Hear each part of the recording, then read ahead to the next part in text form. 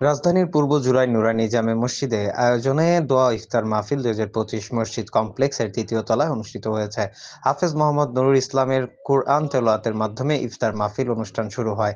দোয়া ও ইফতার মাহফিলের সূচনা বক্তব্য রাখেন নুরানী জামে মসজিদের খতিব মুফতি হাবিবুল্লাহ ফরিদী। বিশেষ আলোচনা ও দোয়া পরিচালনা করেন আলহাজ মাওলানা শফিদুল ইসলাম পীর বিক্রমপুরী, প্রফেসর ডাক্তার রফিকুল ইসলামের সভাপতিত্বে অন্যদের মধ্যে উপস্থিত ছিলেন সাবেক ৫৩ নং ওয়ার্ডের কাউন্সিলর এবং নুরানী জামে মসজিদের প্রধান উপদেষ্টা হাজী মীর হোসেন মিরু। মসজিদে মোতোয়াল্লি আজিজুর রহমান আজিজ, সিনিয়র সভাপতি হাজী রিপন জেকুরুল ইসলাম মানিক, মঞ্জুরুল আলম উজ্জ্বল, কবি ও মিডিয়া ব্যক্তিত্ব আসাদ কাজল, মসজিদের ভারপ্রাপ্ত সাধারণ সম্পাদক সৈয়দ মাসুদ রানা, ডাক্তার রফিকুল ইসলাম হাজী, রতন মল্লিক সহ নুরানী মসজিদ এলাকায় গণমান্য ব্যক্তি উপস্থিত ছিলেন।